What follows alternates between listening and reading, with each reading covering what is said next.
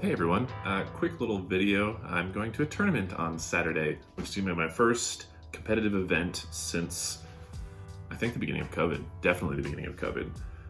But yeah, I'm going to be doing that, and it's going to be a good time. I'm bringing Grey Knights, I'm bringing Exactors, and we're going to see how it goes. Anyway, I'm going to go through my list, and I would like you to tear it apart and tell me what needs to change, and understand that I might not change because I like these models. But yeah, I'm interested in your opinions. As always, we're doing a Terminator focus in my list, and yes, that is a Land Raider. I can hear you guys yelling at me already. But anyway, I'm bringing one battalion. It is, as I mentioned, going to be Exactors. I had a really good conversation with my wife, actually, about bringing a different Brotherhood, because I know the Exactors aren't the best of the 8 Brotherhoods. Sword Bearers and Preservers and the Rapiers are all great, but I brought it up to my wife, and she said, would you really want to win if you're not winning with your guys? And that's a really good point. I love the Exactors, and I've always been the Exactors, so I'm gonna weather it, I'm gonna ride it out, and if I win, I win, if I don't, I don't. But we're gonna see how it goes. So this is gonna be an Exactors battalion with 3 HQs. I got my Grandmaster Nemesis Dreadknight, giving him a Psycannon, Gatling Psilencer, and a Greatsword. He does not have the Dreadknight teleporter, just because points-wise I wanted to put it elsewhere. Otherwise, he is going to be my Warlord. I have given him Unyielding Anvil, and I have not spent the command point to give him a second Warlord trait. I think this is going to be the way to do it. The plan is to run him upfield with a bunch of Terminators and just hold objectives. But yeah, psychic power-wise, he knows Empyric Amplification and warp shaping. My goal is to spend most of the time in the Tide of Convergence, but you never know when you're going to need some of the other tides. So I'd rather have it on him, who has multiple powers. That way, in case I need it, I can switch to something else. I have also given him the Sigil of Exigence, so he'll be able to teleport once he's targeted once per game. He also has Servant of the Throne, which is where some of my points went, and I think that's really helpful. 3 have been very good. I'm also bringing my Chaplain Krail. He knows Words of Power, and I have also given him Sanctuary, so he's going to be buffing up some smaller squads, maybe even the Apothecary, probably the Interceptors, but he knows Sanctuary. He also has the Foretelling of Locus. I think that being able to redeploy Grey Knights at the beginning of the game is going to be exceptionally handy. I'm also bringing Brother Captain Exigence. As always, he has the Soul Glaive, which will be fun. I have also spent a command point on Shield of Humanity to give him Nemesis Lord, so that the Soul Glaive can do 3 damage. I hope that he's just going to ruin whatever he comes into contact with. And he knows Gate of Infinity, so he can hurl things around the board. Troops-wise, as I mentioned, this is going to be a Terminator-heavy list, so we're bringing 3 squads of Terminators. I've got Squad Ferrum, with all of their Nemesis Force Swords, no upgrades there, led by Justicar Cicero. I've got Squad Tethys. We've all got Halberds. We've got 1 Warding Stave, which I don't know if that's the best choice now, but you never know when you're going to need a 4-up invul in shooting. And then I have an Incinerator back in there. Also not sure if that's the best choice, but it looked really cool on him, and we're going to roll with it. Represent Flamers. I've also got Squad Gravitas back here. They all have Nemesis Demon Hammers. Ideally, they're going to move forward with this gentleman here. He's an Empyric Amplification them, and all of their hammers are going to be 4 damage, which is ridiculous.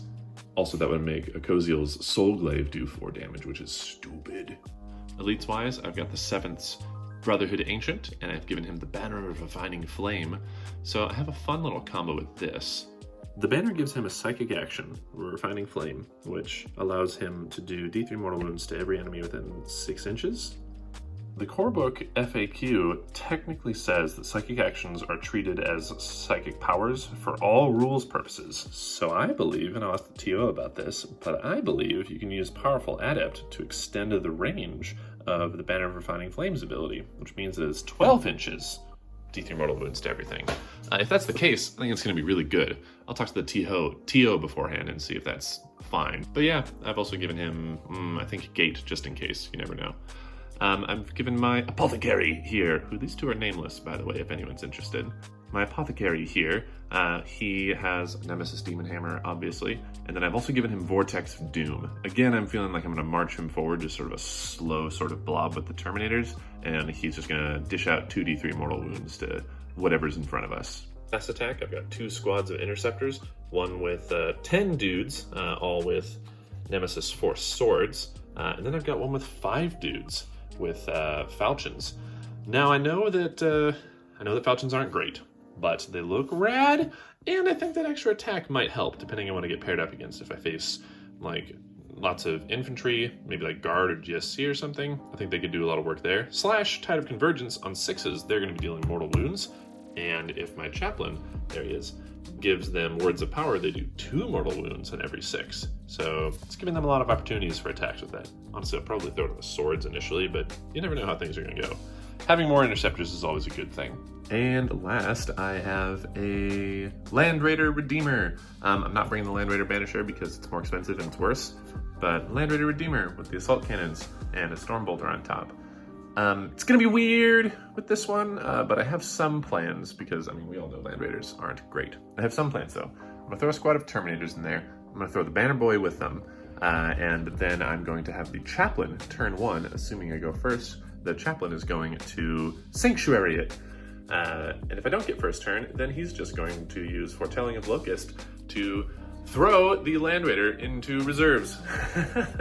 The way I see it, it's going to be sort of a 3-pronged attack. I'm going to have these guys and my Land Raider, Squad Gravitas with the hammers and the Ancient in there. We're going to protect that. We're going to keep it protected. And then I'm going to put my Grandmaster, my Chaplain, and my 2 squads of Interceptors on the field.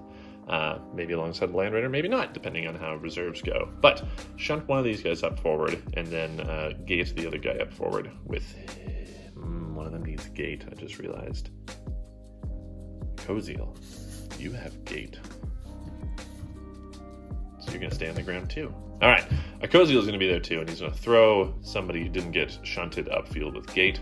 Then I've got 2 squads of Terminators and my Apothecary touching down from space. He's going to give them their nice little FNP bubble, Vortex of Doom, and these guys are just going to hopefully shred anything they come across. Might switch to Tide of Celerity turn 2, who knows, but I'm really looking forward to those extra mortal wounds from all of these blades with Tide of Convergence.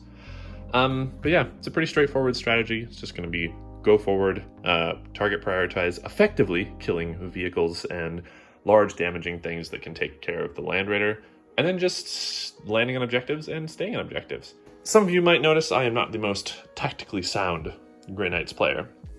I definitely prefer narrative over doing well. But that doesn't mean I don't care about winning. An event's not fun if you show up and just get tabled in the first, 45 minutes for 3 games over 9 hours. So I definitely want to, give my opponents a run for their money, and I definitely want to do my best. So I would love any advice and tips from all of you geniuses out there.